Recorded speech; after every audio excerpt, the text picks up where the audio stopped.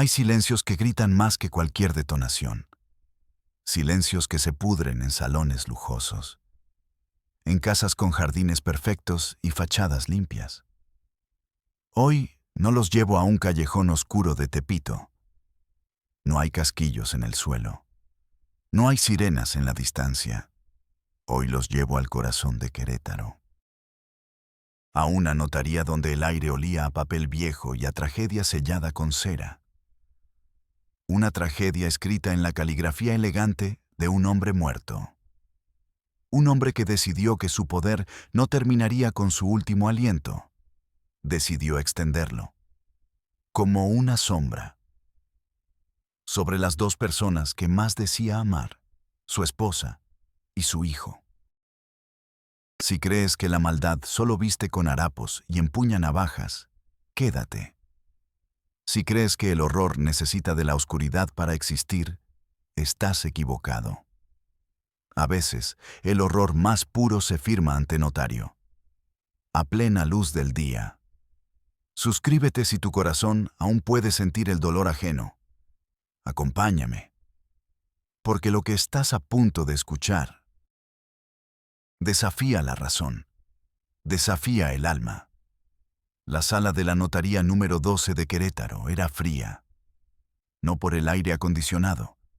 Era un frío que emanaba de los muebles de caoba oscura, de los libros de leyes encuadernados en piel que nadie consultaba. Un frío que se metía en los huesos. Estaban presentes solo 4 personas. El notario, un hombre cuyo rostro parecía tallado en cera derretida. La abogada, Sofía Vargas, joven, metódica, con la mirada afilada de quien busca grietas en cada palabra. Y ellos, Leticia y Mateo, madre e hijo, viuda y heredero. Leticia vestía un luto impecable. Un vestido negro, sencillo, sin joyas. Su rostro, una máscara de porcelana. Hermoso, pero sin una sola línea de expresión. Sus ojos, 2 pozos oscuros, fijos en un punto invisible de la pared. No parpadeaba, apenas respiraba. A su lado, Mateo, 19 años, pero en sus ojos había una vejez que no le correspondía. Vestía un traje que le quedaba ligeramente grande, como si perteneciera a otro hombre. Quizás al hombre que ahora yacía bajo tierra, su padre. No miraba a su madre, no miraba a nadie. Sus manos descansaban sobre sus rodillas, perfectamente quietas. Una quietud antinatural, la quietud de una estatua. La abogada Sofía Vargas sintió un escalofrío. No era la primera lectura de testamento a la que asistía. Había visto familias desgarrarse por un terreno, hermanos insultarse por un reloj viejo. Había visto la avaricia en todas sus formas. Pero esto era diferente. Aquí no había tensión, no había expectativa. Había un vacío, un silencio denso, casi sólido. El notario se aclaró la garganta. El sonido retumbó en la sala como una piedra cayendo en un pozo. Procederemos a la lectura del testamento de don Ricardo Villaverde, dijo con voz monótona. Abrió el sobre con un abrecartas de plata. El papel crujió. Un sonido obsceno en medio de tanto silencio. Las primeras cláusulas eran estándar. Legados menores a sirvientes leales. Donaciones a obras de caridad que limpiarían su nombre ante la sociedad. Detalles financieros. Cuentas, propiedades. Sofía tomaba notas de forma automática. Su mente, sin embargo, no estaba en los números. Estaba en esa extraña conexión invisible entre la madre y el hijo, una burbuja de silencio que los aislaba del mundo. Entonces, el notario llegó a la cláusula principal. Hizo una pausa. Bebió un sorbo de agua. Sus ojos, detrás de las gruesas gafas, evitaron mirar a Leticia y a Mateo. Cláusula quinta. Leyó, y su voz tembló por un instante. Dejo la totalidad de mis bienes muebles e inmuebles, mis acciones, mis empresas y todo el capital restante a mi único hijo, Mateo Villaverde Santos. Hubo una pausa, la que Sofía esperaba, la culminación del acto, pero nadie se movió. Mateo no mostró sorpresa, ni alivio, ni alegría. Nada. Su rostro seguía siendo un lienzo en blanco. El notario continuó. Y aquí fue donde el aire se volvió irrespirable. Y junto con ellos, su voz bajó a un susurro. Le lego la herencia más sagrada de todas. Carraspeó. Le lego el cuidado, la protección y la compañía perpetua de su madre, Leticia Santos de Villaverde. Silencio. Un silencio de tumba. Sofía dejó de escribir. Levantó la vista. ¿Perdón?, dijo, rompiendo el protocolo. El notario la ignoró. Sus ojos estaban fijos en el papel, como si temiera lo que vendría después. A partir del momento de mi muerte, la responsabilidad de su bienestar, su sustento y su existencia recae por completo en nuestro hijo, Mateo. Ella es, desde hoy, su más preciada herencia. La pluma de Sofía se resbaló de sus dedos. Cayó sobre la alfombra sin hacer ruido. Lego, herencia. Palabras para objetos, para casas, para dinero. No para una persona, no para una esposa, no para una madre. Miró a Leticia. La máscara no se había movido. Ni un tic, ni un parpadeo. Miró a Mateo. El joven asintió lentamente. Una vez. Un movimiento casi imperceptible, como si aceptara la entrega de un paquete, de una propiedad. El notario terminó de leer, con la frente perlada de sudor. Cerró el documento con manos temblorosas. «Eso es todo», murmuró. Se levantó, ansioso por terminar, por huir de esa sala. Leticia se puso de pie, con una gracia fantasmal. Mateo se levantó con ella. Se paró a su lado, un centímetro detrás, como un guardián, como el nuevo dueño. No cruzaron una palabra. No se miraron. Él simplemente abrió la puerta. Ella caminó, y él la siguió. Salieron de la notaría y desaparecieron en la luz brillante de la calle, dejando atrás a Sofía, sola, con el eco de esas palabras rebotando en su cabeza. Su más preciada herencia. Sofía sintió un sabor metálico en la boca, el sabor del miedo.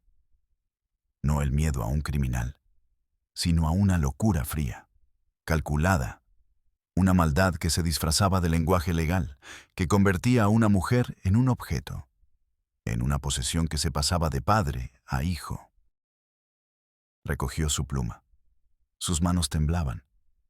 Como abogada, su trabajo había terminado. El testamento era legalmente extraño, pero no ilegal.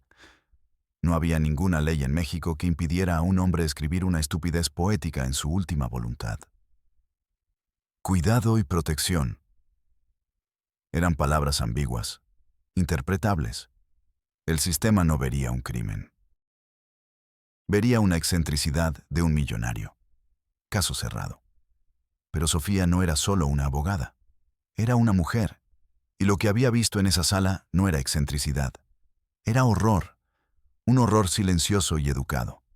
El peor de todos. Se quedó allí, de pie, durante varios minutos. El sol entraba por la ventana, dibujando un rectángulo de luz en el suelo. Un rectángulo que parecía una celda. Sabía que debía dejarlo pasar. Archivar el caso, cobrar sus honorarios, seguir con su vida. Pero la imagen de los ojos vacíos de Leticia no se iba. La quietud de reptil de Mateo tampoco. Y esa frase maldita, le legó a su madre. Tomó una decisión, una que cambiaría su vida. Una que la arrastraría a un abismo que no podía imaginar. No iba a archivar el caso. Iba a entenderlo. Iba a descubrir qué se escondía detrás de ese silencio. Detrás de esa obediencia. detrás del último y retorcido deseo de don Ricardo Villaverde. El primer paso fue llamar a la casa, una semana después. Quería programar una reunión para finalizar los trámites de la transferencia de bienes. Era una excusa para verlos en su propio entorno, en la fortaleza que Ricardo había construido. Respondió una empleada, con voz neutra. La familia Villaverde no recibe a nadie, dijo. ¿Podría decirle a la señora Leticia que es su abogada, Sofía Vargas? Hubo una pausa. Sofía escuchó un susurro al otro lado de la línea. La empleada volvió. El joven Mateo dice que todos los asuntos legales los trate con él. ¿Puedo hablar con él? El joven Mateo no está disponible. Y colgó. El teléfono emitió un pitido monótono. Sofía se quedó con el auricular en la mano. El joven Mateo. No el señor. El joven. Como si su identidad estuviera congelada en el tiempo. Y él era el filtro. El guardián de la puerta. La primera pared. Lo intentó de nuevo al día siguiente. Misma respuesta. Y al siguiente. La voz de la empleada ya sonaba irritada. Se le ha pedido que no insista, señorita. Clic. Sofía sintió la primera punzada de frustración. Era como llamar a una caja fuerte. Decidió ir en persona. La mansión de los Villaverde estaba en una de las zonas más exclusivas de Querétaro. Muros altos, una reja negra imponente, cámaras de seguridad en cada esquina. No era una casa. Era una fortaleza. Tocó el intercomunicador. Una voz distorsionada respondió. ¿Sí? Soy Sofía Vargas, la abogada. Vengo a ver a Mateo y Leticia Villaverde. Silencio, largo, pesado. No hay nadie con ese nombre aquí, dijo la voz.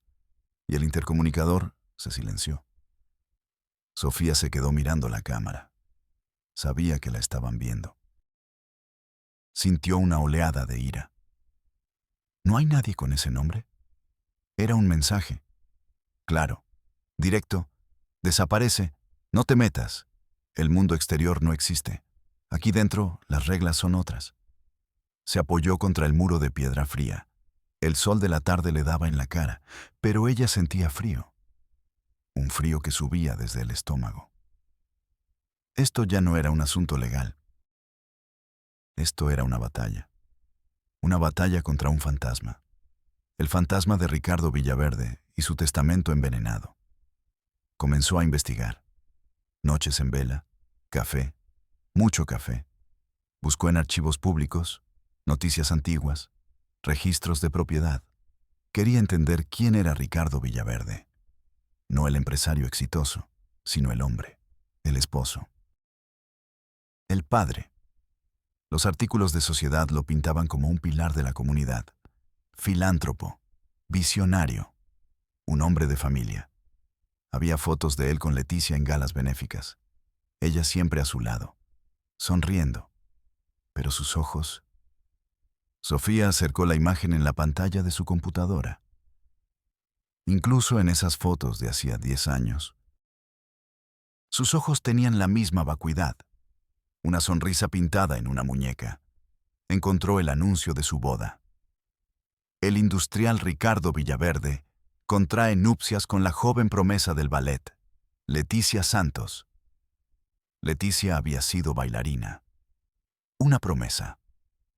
Sofía buscó su nombre en archivos de teatros y compañías de danza. Su carrera había sido brillante. Mágica. Hasta que se casó. Después de la boda, su nombre desapareció por completo del mundo de la danza, como si hubiera dejado de existir. Ricardo no la había apoyado. La había borrado. La había sacado de su mundo y la había encerrado en el suyo. La convirtió en un adorno más de su mansión, el primer acto de posesión. Luego buscó sobre Mateo. No había nada, absolutamente nada. No aparecía en anuarios escolares de colegios de élite. No había registros de su participación en equipos deportivos, ni en clubes, nada. Era un fantasma, un niño criado entre muros, sin contacto con el mundo exterior. Su único universo era esa casa, su única compañía, sus padres. Sofía sintió una náusea. Imaginó a ese niño, solo, caminando por los pasillos silenciosos de esa enorme casa, sin amigos, sin risas, sin rodillas raspadas, solo la presencia opresiva del padre y la sombra silenciosa de la madre. No era una familia, era un culto de 3 personas. Encontró algo, una pequeña nota en un periódico local de hacía 5 años. Incidente menor en la residencia Villaverde. Un reporte breve. Una ambulancia fue llamada a la dirección. Atendió a un menor por una crisis nerviosa. El reporte oficial se cerró como asunto familiar sin mayores consecuencias. Un menor. Mateo tendría 14 años. Crisis nerviosa. ¿Qué había pasado realmente en esa casa? ¿Qué le habían hecho a ese niño para que su mente se quebrara? Sofía sintió que estaba tirando de un hilo que se adentraba en una oscuridad muy profunda. Decidió buscar a alguien que hubiera trabajado para ellos, alguien que hubiera visto algo. Fue difícil. Los empleados de los Villaverde firmaban acuerdos de confidencialidad draconianos. Pero el dinero no compra la lealtad para siempre, sobre todo cuando el patrón ha muerto. Encontró a una jardinera, un hombre mayor, jubilado. Se llamaba Ramiro. Al principio no quiso hablar. El miedo a Ricardo Villaverde seguía vivo.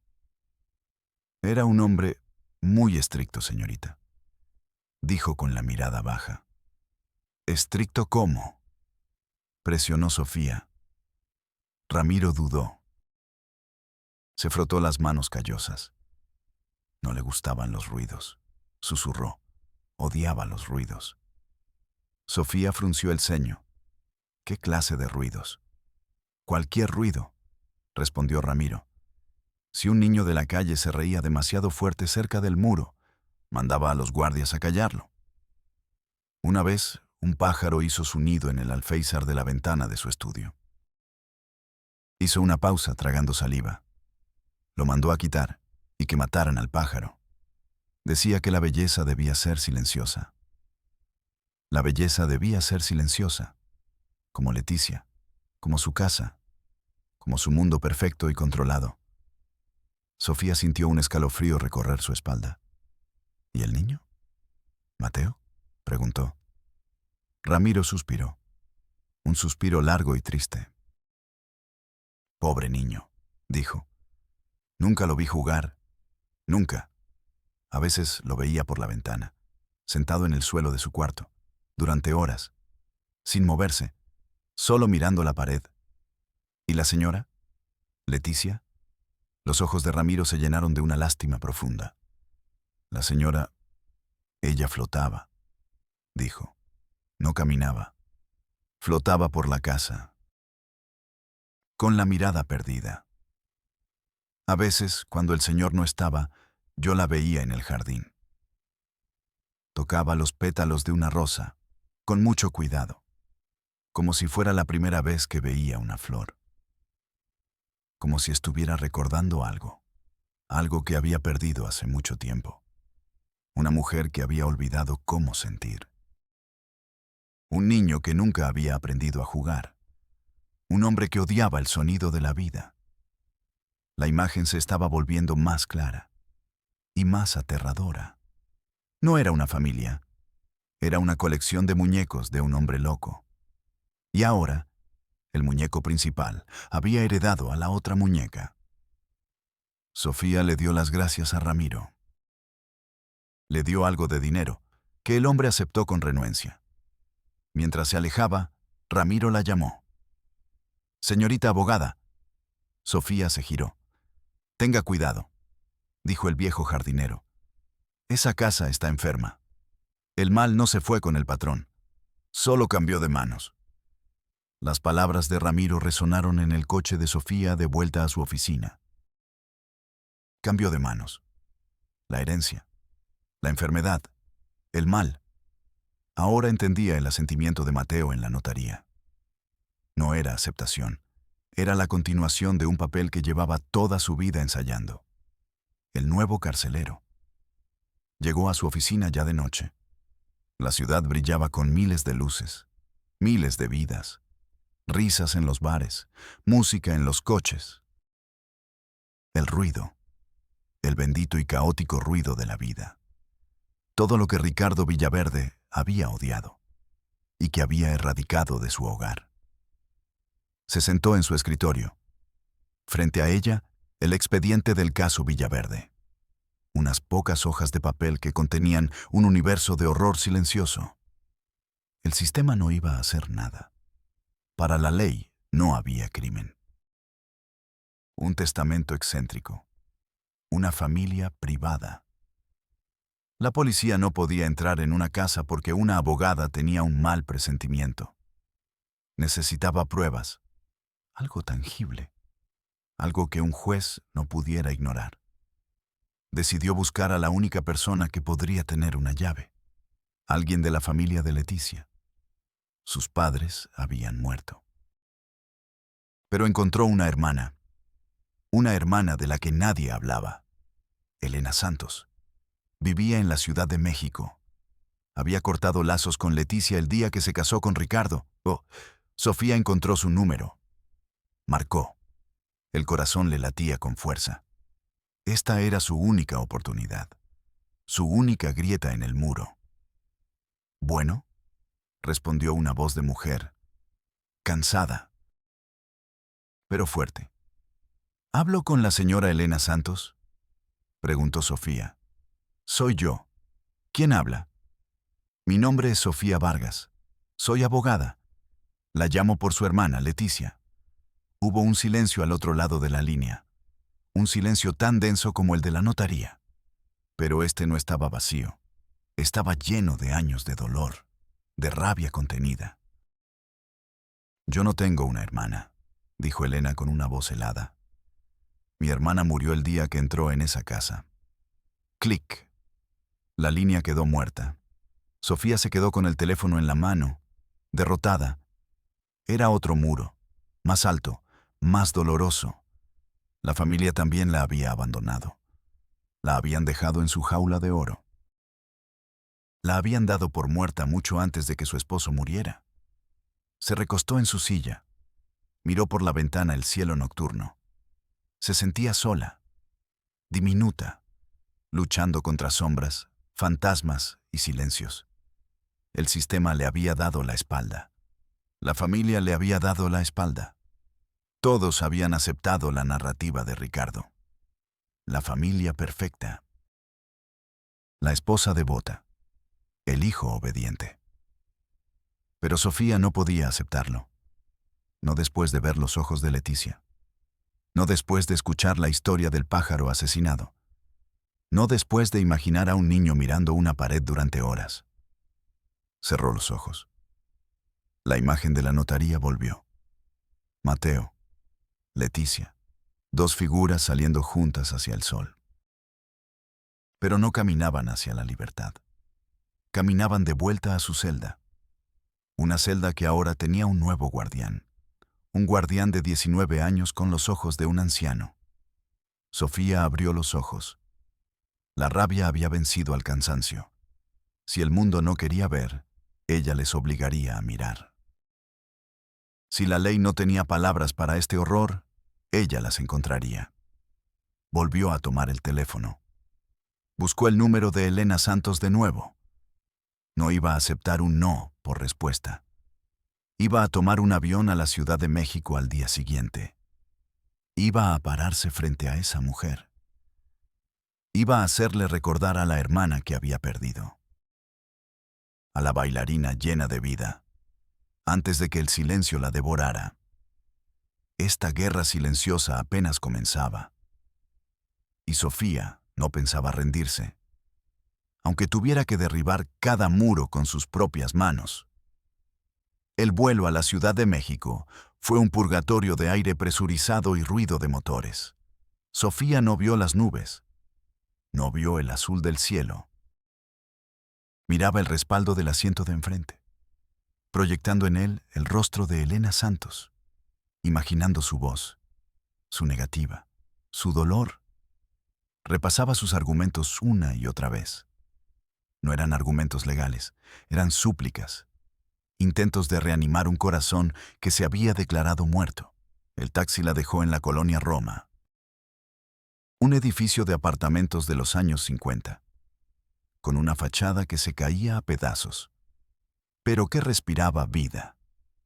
Macetas en los balcones, ropa tendida, el sonido de una cumbia escapándose por una ventana abierta, el antónimo exacto de la mansión Villaverde. Subió 3 pisos por una escalera de granito desgastado. El aire olía a guisado y a humedad. Se paró frente a la puerta 302. Respiró hondo. El corazón le martilleaba en las sienes. Tocó. 1, 2, 3 golpes secos. La puerta se abrió unos centímetros. Apenas una rendija. Una cadena de seguridad tensa. Detrás, un ojo oscuro, lleno de desconfianza. Ya le dije que no me interesa, dijo la misma voz de la llamada. Señora Santos, por favor, dijo Sofía, hablando rápido, antes de que le cerraran. Solo deme 5 minutos. No vengo a hablar de leyes. Vengo a hablar de Letty. El nombre pareció golpear a la mujer. El ojo se entrecerró. ¿Letty?, repitió, la voz teñida de un sarcasmo amargo. Nadie la ha llamado así en 20 años. Yo sí, insistió Sofía, porque es a ella a quien quiero encontrar. No a la señora de Villaverde, a Letty Santos, la bailarina. La puerta se cerró de golpe. Sofía sintió que el suelo se abría bajo sus pies. Fracasó. Pero entonces escuchó el sonido metálico de la cadena al deslizarse. La puerta se abrió por completo. Elena Santos era una mujer de unos 50 años. El cabello corto, con hebras de plata. Un rostro surcado de arrugas que no eran de risa. Eran de preocupación, de rabia. Vestía unos jeans y una camiseta vieja. Sus ojos eran los de Leticia. Pero en lugar de vacío, en ellos ardía un fuego. Un fuego que había estado ardiendo durante 2 décadas. Pase, dijo bruscamente, pero que sea rápido. El apartamento era pequeño, lleno de libros, de cuadros, de vida.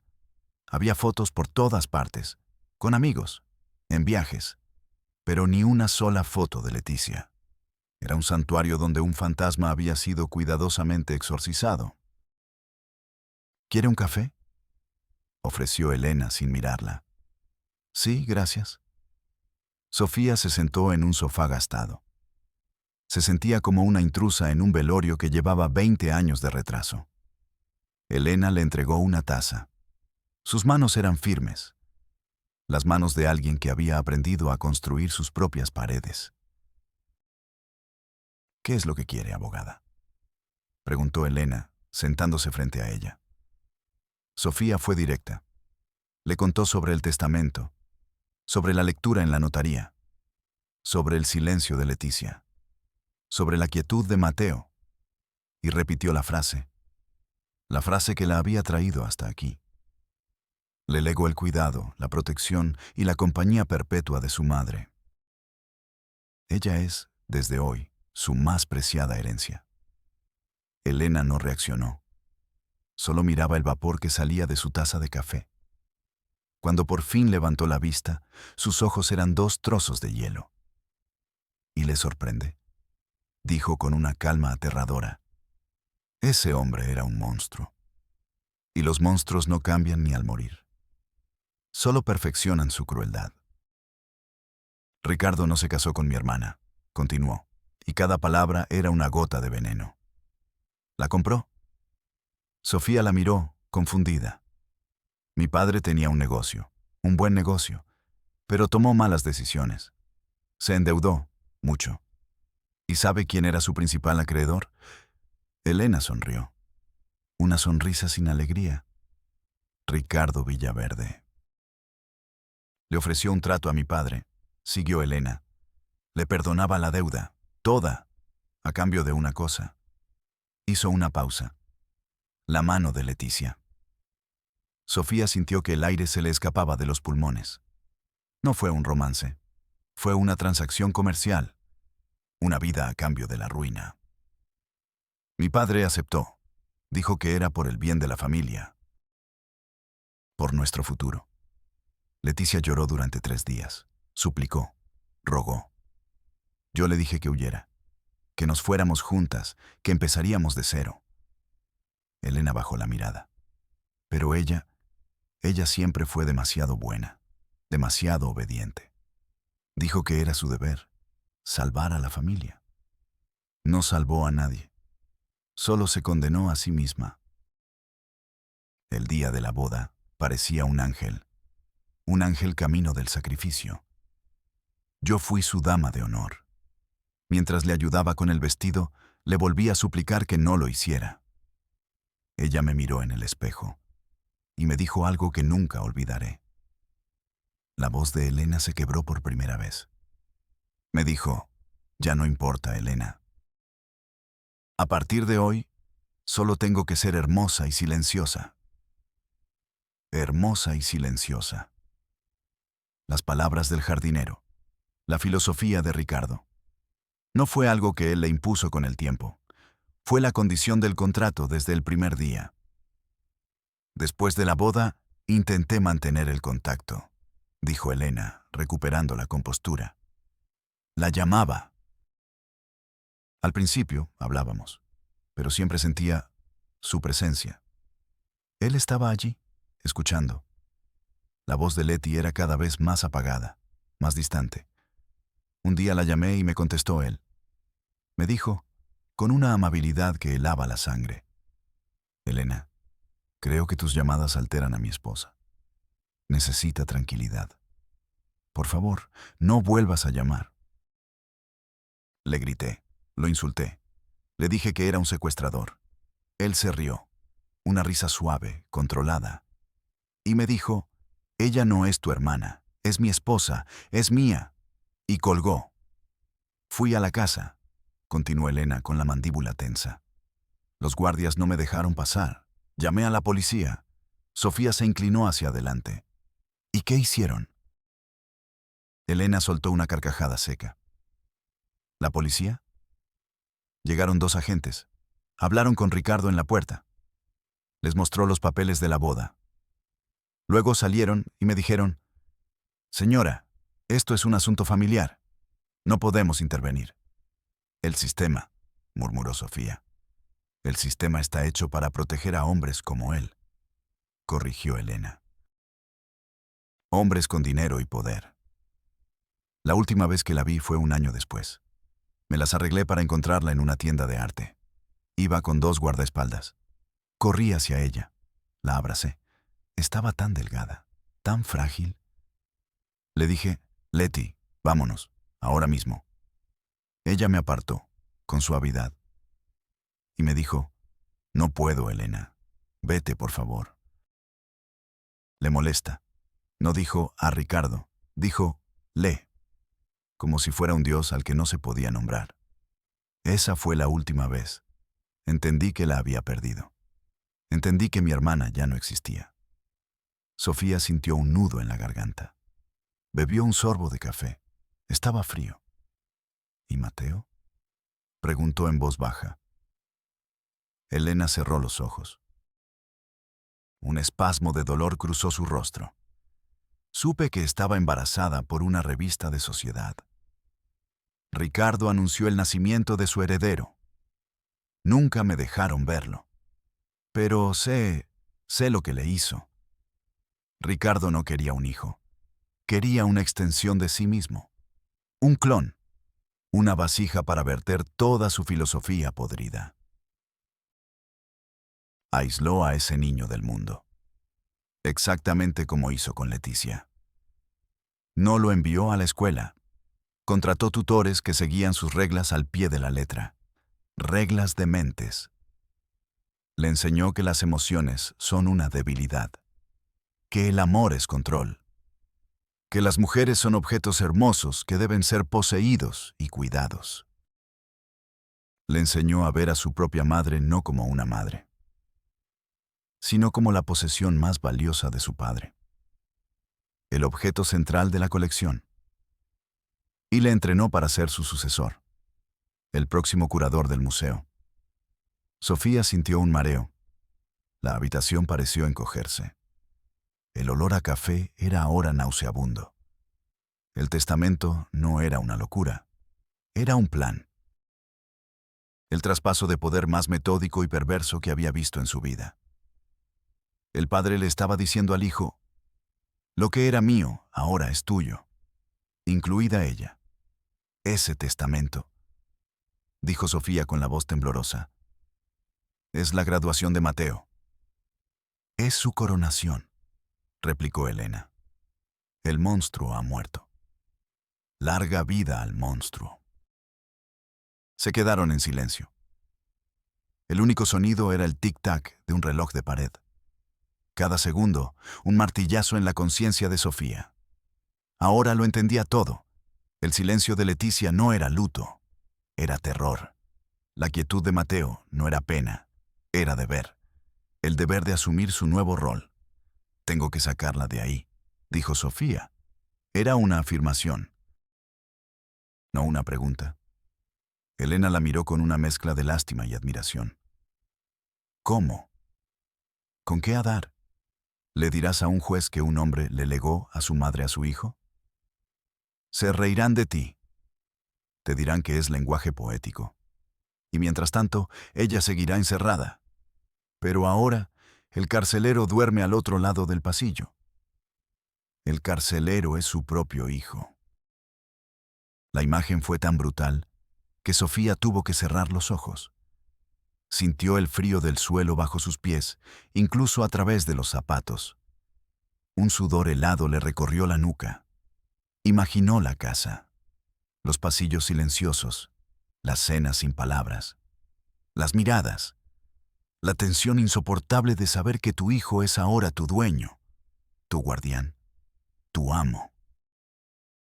Tiene que haber algo, susurró Sofía. Algo que él hiciera, algo ilegal. Ricardo era demasiado inteligente para eso, dijo Elena. Toda su maldad era legal. Ocurrió a puerta cerrada con el consentimiento de sus víctimas. Un consentimiento comprado, forzado, pero consentimiento al fin y al cabo. Pero Mateo no es Ricardo, dijo Sofía, una idea empezando a formarse en su mente. Mateo tiene 19 años.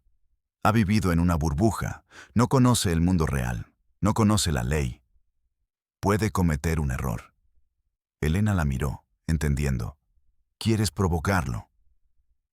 Quiero darle una pala para que siga cavando la tumba que su padre empezó.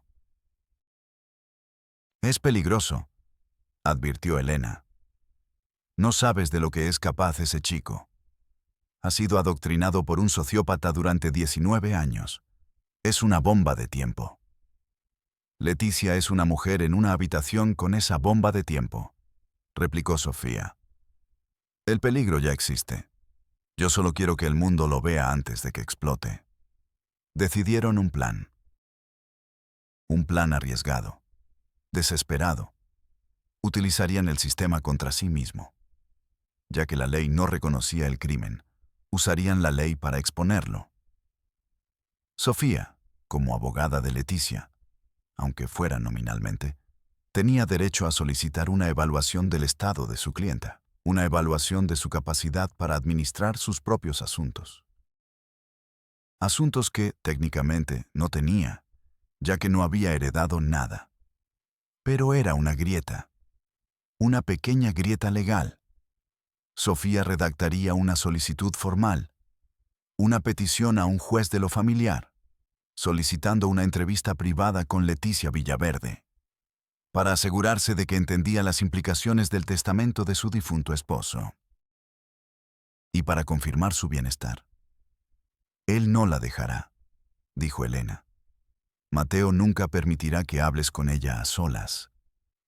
Lo sé, dijo Sofía, y esa negativa será el primer documento oficial, la primera prueba de que ella no es libre.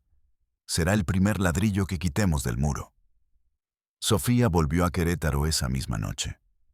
Se sentía diferente. Ya no estaba sola. Ahora tenía el fuego de Elena a su lado. Y tenía un plan. Ya no era solo una abogada con un mal presentimiento. Era una guerrera con una misión. Al día siguiente, presentó la moción en el juzgado. El secretario que la recibió la leyó con aburrimiento. ¿Evaluación de bienestar?, preguntó, arqueando una ceja. No hay ninguna disputa sobre la herencia. Es una medida de precaución, dijo Sofía con calma. Mi clienta está en una posición vulnerable. El hombre se encogió de hombros. Como quiera, licenciada. Selló el documento. El juzgado notificará a las partes. Un trámite más, una carpeta más en una pila de miles. Para él era papel. Para Sofía era la primera bala disparada en una guerra. Esperó. Un día, 2 días. Al tercer día recibió una llamada, un número desconocido. Contestó. ¿Abogada Vargas? La voz era joven, monótona, fría, sin ninguna inflexión. Sofía sintió que se le helaba la sangre. Era él. Soy Mateo Villaverde. El silencio al otro lado de la línea no era una pausa. Era un arma. Un vacío calculado que obligaba al otro a llenarlo, a mostrar sus cartas. Sofía resistió el impulso. Esperó. Contó sus propias respiraciones, lentas, controladas. He recibido una notificación del juzgado, dijo Mateo finalmente. Su voz era un instrumento de precisión. Cada palabra, una nota limpia, sin vibrato, sin emoción. Como si estuviera leyendo un informe. Una solicitud para una evaluación de bienestar. La forma en que pronunció las palabras las convirtió en un insulto, en una ridiculez. Es un procedimiento estándar, respondió Sofía, tratando de mantener su voz igual de neutra. Mi deber es asegurar que mi clienta, su madre, se encuentra bien. Mi madre se encuentra perfectamente, replicó Mateo. No había orgullo en su voz, ni afecto. Era la declaración de un hecho, como decir, el cielo es azul o el agua está mojada. Me alegro de escucharlo, dijo Sofía. Entonces, no tendrá inconveniente en que me reúna con ella para confirmarlo. Sí, lo tengo. La negativa fue instantánea, plana, absoluta. Mi padre fue muy claro en su testamento, continuó Mateo. El cuidado de mi madre es mi responsabilidad, no la suya, ni la de un juez. Su voluntad era protegerla del mundo exterior, de intrusiones innecesarias. La palabra intrusiones colgó en el aire. Era ella era la intrusión. Sofía sintió una oleada de adrenalina. Lo tenía. Señor Villaverde, dijo, cambiando su tono a uno más formal, más legal. Usted no puede impedirme el acceso a mi clienta. Eso es obstrucción. Un juez no lo verá con buenos ojos. No le estoy impidiendo nada, respondió Mateo con una lógica perversa. Simplemente le informo que mi madre no desea verla. Ella está de luto. Desea paz y tranquilidad. Y yo, como su cuidador, haré respetar sus deseos. Él la estaba usando la propia ley en su contra. Estaba convirtiendo a Leticia en un escudo silencioso y obediente. ¿Puedo escuchar eso de ella misma?, presionó Sofía. No, está descansando. ¿Cuándo estará disponible? No lo estará. Era un círculo perfecto, un laberinto de lógica impecable y retorcida. Señor Villaverde, si usted no coopera, me veré obligada a informarle al juez que me está negando el acceso. Él puede emitir una orden, amenazó Sofía. Hubo una pausa. Esta vez Sofía pudo sentir algo. No era miedo, era irritación. La irritación de una máquina perfecta que encuentra una piedra en su engranaje. Abogada Vargas, dijo Mateo, y por primera vez hubo un filo en su voz. Usted está interpretando mal la voluntad de mi padre. Él no me dejó una carga, me dejó un honor, la tarea más importante de mi vida. Y no permitiré que nadie interfiera con mi deber. Mi madre es mi mundo, y yo soy el suyo. No necesitamos a nadie más. Cancele la solicitud, o aténgase a las consecuencias. Clic. La línea quedó muerta. Sofía se quedó con el teléfono en la mano, temblando. No de miedo, de rabia, de una claridad aterradora. Mi madre es mi mundo, y yo soy el suyo. No eran las palabras de un hijo preocupado. Eran las palabras de un rey hablando de su reino. Un reino de 2 personas, aislado, autosuficiente, sellado. La amenaza no fue violenta, fue peor. Fue una amenaza legal, financiera, social. Mateo había heredado no solo la casa y la madre. Había heredado el poder de su padre, el poder de aplastar a la gente. Y Sofía era para él solo una pequeña piedra en el zapato. Se sentó en su escritorio. El corazón le latía desbocado. La conversación le había dejado un sabor a ceniza en la boca. El chico era brillante, aterradoramente brillante. Había sido entrenado por un maestro. Sabía cómo usar la ley, la cortesía y el silencio como armas. No iba a cometer un error estúpido. No iba a ser fácil provocarlo. Sofía hizo exactamente lo que había amenazado. Redactó un informe detallado de la llamada, palabra por palabra. La negativa, la amenaza velada, la lógica circular. Lo presentó en el juzgado esa misma tarde, como un anexo a su moción original. Obstrucción por parte del cuidador designado. El sistema, sin embargo, se movía a la velocidad de un glaciar. El juez leyó el informe y emitió una respuesta burocrática. Se concede al señor Mateo Villaverde un plazo de 10 días hábiles para presentar una respuesta por escrito. 10 días. 144 horas. Una eternidad en esa casa silenciosa. Sofía sintió una impotencia abrumadora. Estaba luchando contra un monstruo con formularios y sellos. Era como intentar detener un tanque con una pistola de agua. La frustración la consumía. Pasaba las noches en vela, imaginando a Leticia. ¿Qué hacía? ¿Qué pensaba? ¿Le hablaba a Mateo? ¿O vivían en ese silencio perfecto que tanto amaba Ricardo? La imagen de ellos dos, cenando en un comedor inmenso, sin decir una palabra, la perseguía. Decidió volver a la fortaleza, no para entrar, solo para observar. Se estacionó en la calle de enfrente, detrás de unos árboles. Durante horas, día tras día, se sentía como una acosadora, pero necesitaba ver, necesitaba una señal. La casa era una tumba, las cortinas siempre cerradas, ningún coche entraba o salía. Solo, una vez al día, una camioneta de un supermercado de lujo hacía una entrega en la puerta de servicio. Comida para 2. Para los 2 únicos habitantes de ese planeta privado. Una tarde, vio algo. Una de las cortinas del segundo piso se movió. Ligeramente. Apenas 1 centímetro. Sofía agarró unos binoculares que había comprado.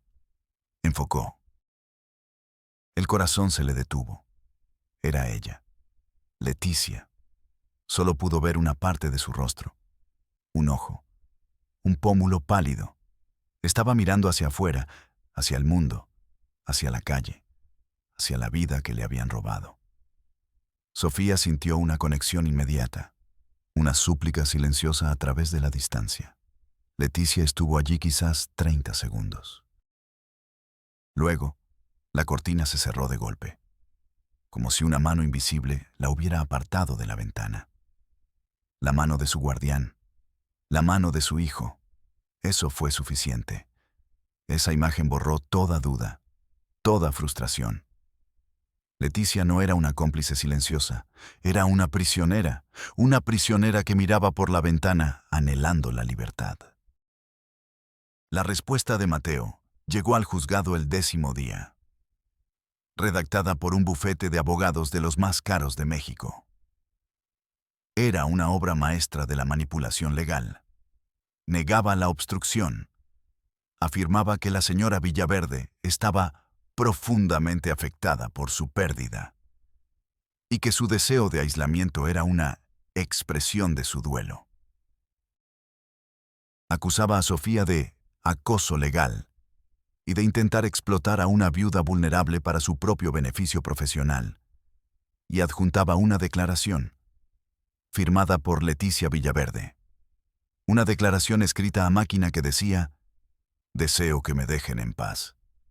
Confío plenamente en mi hijo, Mateo. La licenciada Vargas no me representa». Y debajo, una firma temblorosa, casi infantil. Pero era su firma. Sofía miró el documento. Era un jaque mate. La propia víctima decía que no había crimen. El juez no tendría más remedio que desestimar el caso. Sintió el peso de la derrota aplastándola. Habían ganado. Ricardo desde su tumba y Mateo desde su fortaleza. Habían usado a Leticia para cerrar la última puerta. Llamó a Elena. Le leyó el documento. Elena maldijo. Lloró de rabia. «Esa no es su voz. La obligaron a firmar», gritó. «Lo sé», dijo Sofía con la voz rota. «Pero, ¿cómo lo demuestro?» «No puedes», dijo Elena. «El sistema necesita papel». Y ellos le dieron el papel perfecto. Sofía colgó. Se quedó mirando por la ventana de su oficina. La noche caía sobre Querétaro. Se sentía vacía, vencida. Pensó en abandonar, en aceptar que hay males que no se pueden combatir, en aceptar que Ricardo Villaverde había construido la prisión perfecta. Se sirvió un whisky y otro. El alcohol no ayudaba, solo agudizaba el dolor. La imagen de Leticia en la ventana volvió a su mente. El ojo suplicante, la cortina cerrándose, y luego la firma temblorosa, forzada, coaccionada, un grito de ayuda disfrazado de renuncia. De repente, una idea, una locura, un plan B que no era un plan, era un acto de fe o de desesperación. La firma era la clave. Esa firma temblorosa no era la de una mujer en paz, era la de una mujer aterrorizada. Sofía buscó en los archivos del caso. Encontró una copia del acta de matrimonio de Leticia y Ricardo, firmada 20 años atrás. Buscó la firma de Leticia y la comparó con la firma de la declaración. Eran diferentes. La firma del acta de matrimonio era fluida, elegante, inclinada hacia adelante. La firma de una bailarina, llena de movimiento y confianza. La firma de la declaración era rígida, angulosa, rota, como si cada letra hubiera sido una lucha. Era la firma de una mano que no quería escribir. Un experto en caligrafía podría verlo. Pero, ¿sería suficiente? Probablemente no. Un abogado diría que las firmas cambian con los años, con el estado de ánimo, con el duelo. Necesitaba más. Y entonces lo vio. Algo que la dejó sin aliento. Un detalle minúsculo, casi invisible. En la firma del acta de matrimonio, Leticia Santos firmaba con su nombre completo. En la declaración, firmaba como Leticia S. de Villaverde.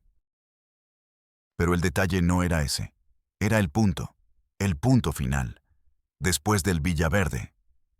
En la declaración, después de ese punto, había otro punto, diminuto, casi una mota de tinta. Un segundo punto. Sofía acercó el documento a la luz. No había duda. 2 puntos. ¿Un error? ¿Una mancha de tinta? ¿O un mensaje? Llamó a Elena de inmediato. Eran las 2 de la mañana. No le importó. Elena, necesito que recuerdes algo sobre Leti y tú. ¿Qué cosa? Preguntó Elena adormilada. ¿Tenían algún código? ¿Algún secreto cuando eran niñas? ¿Una señal? Hubo un largo silencio. Sofía contuvo la respiración. Sí, dijo Elena finalmente, su voz ahora completamente despierta. Sí, lo teníamos. Cuando escribíamos notas en clase, continuó Elena, si queríamos decir algo en secreto, algo que solo nosotras entendiéramos, hacíamos algo. ¿Qué? Suplicó Sofía. Poníamos 2 puntos al final de la frase, en lugar de 1. Significaba ayuda. Significaba estoy en peligro, sácame de aquí. Sofía dejó caer el teléfono. Se quedó mirando la firma en el papel. Leticia S. de Villaverde. El segundo punto no era una mancha, no era un error, era un grito. El grito más silencioso y desesperado que jamás había escuchado. Un SOS enviado desde el corazón de la prisión. Una señal de vida desde la tumba.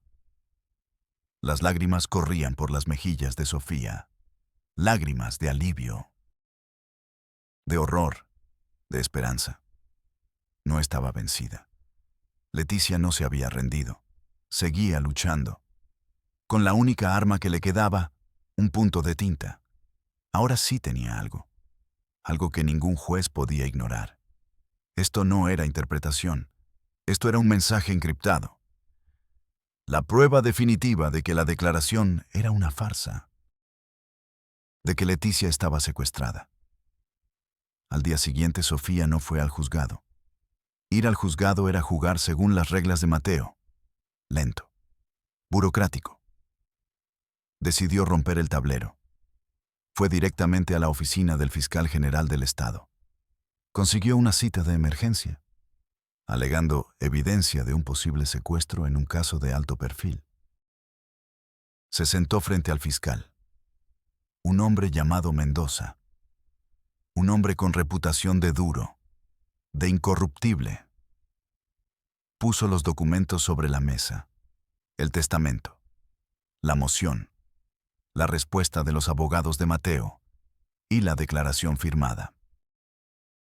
Fiscal Mendoza, estoy aquí porque una mujer está secuestrada en su propia casa por su propio hijo, dijo Sofía sin rodeos.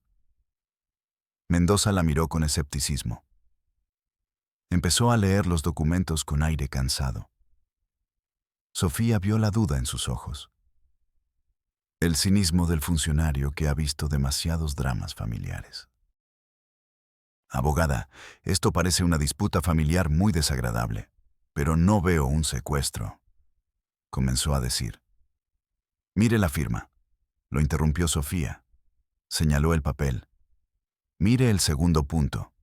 Le contó la historia del código, la llamada con Elena, las notas de la infancia, la súplica silenciosa. La cara de Mendoza cambió. El cinismo desapareció. Fue reemplazado por una atención intensa. Tomó una lupa de su cajón, examinó la firma. Luego miró a Sofía y asintió, lentamente. Preparen una orden de registro, le dijo a su asistente, y una orden para llevar a la señora Villaverde a declarar, sola, y avisen a la unidad antisecuestros. Vamos a entrar. La operación se montó con un sigilo y una rapidez que contrastaban con la lentitud agónica del sistema judicial. No hubo sirenas. No hubo un despliegue teatral. El fiscal Mendoza entendió que trataban con una situación volátil. Con un captor que no era un criminal común. Era un producto de años de abuso psicológico. Impredecible. 3 coches indistintivos se detuvieron a una calle de la mansión Villaverde. Sofía estaba en uno de ellos, junto al fiscal Mendoza. Sus manos estaban heladas. Su corazón parecía querer salirse de su pecho. Esto era todo. El punto de no retorno. Un equipo de agentes especiales, vestidos de civil, se acercó a la imponente reja negra. No la forzaron. Tocaron el intercomunicador. ¿Sí? Sonó la voz distorsionada y fría de Mateo. Servicio de paquetería, dijo uno de los agentes. Tenemos una entrega para la señora Leticia Villaverde. Requiere su firma personal, una mentira simple, un cebo. Hubo una larga pausa. Sofía contuvo la respiración. Podía sentir la desconfianza de Mateo viajando por el aire. Déjenlo en la entrada, respondió Mateo. Yo firmaré. Lo siento, señor. Las instrucciones son claras. Firma personal de la destinataria. Otra pausa. Más larga. Tensa. El mundo pareció detenerse. Sofía cerró los ojos, rezando. Esperen, dijo Mateo. El sonido metálico de la cerradura de la reja al abrirse fue el más fuerte que Sofía había escuchado en su vida. La puerta principal de la mansión se abrió. Mateo apareció en el umbral. Vestía de manera impecable. Un suéter de cachemira gris, pantalones oscuros. Parecía un estudiante de una universidad de élite. No un carcelero. Detrás de él, a unos pasos, estaba Leticia. Era la primera vez que Sofía la veía de cuerpo entero desde la notaría. Estaba pálida como un fantasma. Vestía un sencillo vestido blanco. Su cabello estaba recogido. Parecía una figura de porcelana, frágil, pues a punto de romperse. Sus ojos estaban fijos en el suelo. ¿Cuál es el paquete?, preguntó Mateo, su voz cortante. No miraba a los agentes. Miraba más allá de ellos, como si fueran un obstáculo insignificante. El agente al frente levantó una carpeta. La Fiscalía del Estado de Querétaro, dijo, su voz ahora dura y oficial. Tenemos una orden para hablar con la señora Leticia Villaverde. A solas. El rostro de Mateo no cambió. No hubo sorpresa. No hubo pánico. Solo un leve estrechamiento de sus ojos. Una decepción casi académica. Como si Sofía fuera una estudiante mediocre que había recurrido a hacer trampa. Están cometiendo un error, dijo Mateo con calma. Mi madre no desea hablar con ustedes. Se giró hacia Leticia. ¿Verdad, madre? Diles que quieres que se vayan. La orden era suave, casi un susurro, pero tenía el peso de 20 años de adiestramiento. Leticia no levantó la vista. Se encogió sobre sí misma, un movimiento casi imperceptible. Yo, comenzó a decir, su voz un hilo apenas audible. No pudo terminar. Su cuerpo empezó a temblar. Un temblor violento, incontrolable. Y fue entonces cuando el sistema, por una vez, funcionó. Antes de que Mateo pudiera reaccionar, 2 agentes mujeres del equipo se movieron. Rápidas, eficientes. Pasaron a su lado, flanquearon a Leticia. Señora Villaverde, está a salvo. Venga con nosotras, dijo una de ellas con una voz firme pero tranquilizadora. La tocaron, un simple toque en el brazo. Y ese contacto humano, ese simple gesto de solidaridad, rompió el hechizo. Leticia levantó la cabeza. Sus ojos, por primera vez, se encontraron con los de Sofía, que había salido del coche. En ellos no había vacío. Había un océano de terror, de gratitud, de un dolor tan profundo que era casi insondable. Y se derrumbó. No se desmayó. Simplemente sus piernas cedieron. Las agentes la sostuvieron, la guiaron, medio en volandas, hacia uno de los coches. Mateo no se movió. No intentó detenerlas. No gritó. Simplemente observó, con una curiosidad fría. Como un científico observando una reacción química inesperada. Observó cómo se llevaban el objeto más preciado de su colección.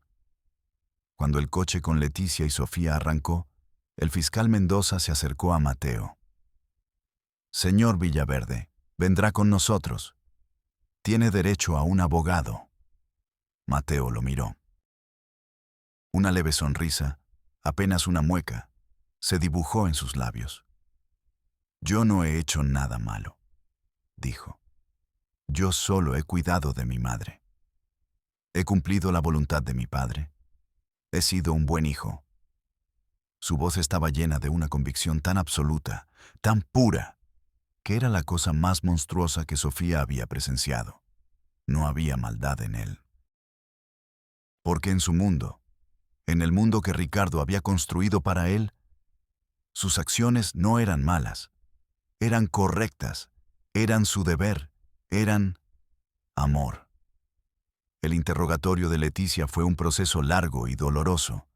Se llevó a cabo en una sala segura, con psicólogos presentes. Sofía estuvo allí, sosteniendo su mano. Al principio, Leticia no podía hablar. Solo lloraba. Un llanto silencioso, sin sollozos. Lágrimas que habían estado contenidas durante 2 décadas. Poco a poco, las palabras comenzaron a fluir. Fragmentos, imágenes. Contó la historia de su matrimonio, la jaula de oro, el control absoluto, la anulación de su identidad. Como Ricardo la había convencido de que el mundo exterior era peligroso, sórdido, y que solo él podía protegerla. Habló de Mateo, y aquí su voz se rompió en 1000 pedazos. Contó cómo Ricardo le había prohibido actuar como una madre. «No lo abraces demasiado», le decía, «lo volverás débil. No le leas cuentos de hadas.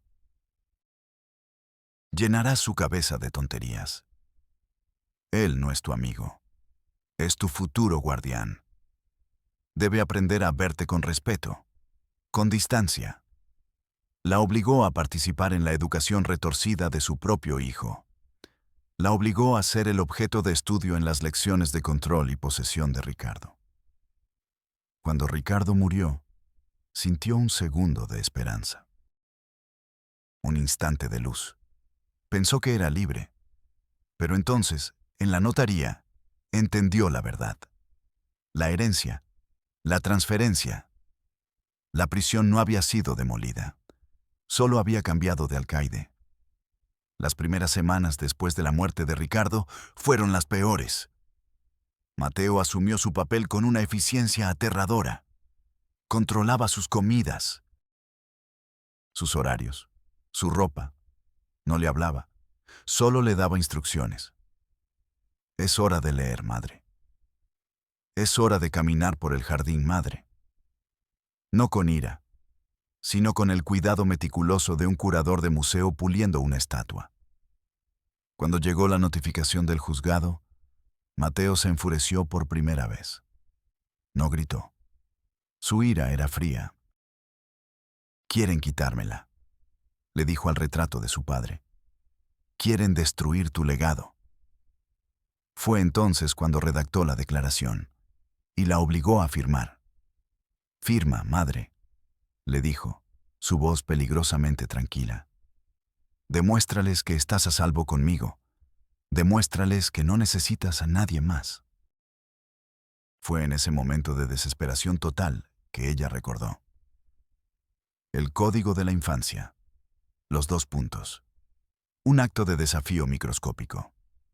Una botella lanzada al océano. El proceso legal que siguió fue complejo. Mateo fue internado en una institución psiquiátrica. No fue a la cárcel. Los expertos determinaron que no era legalmente responsable de sus actos.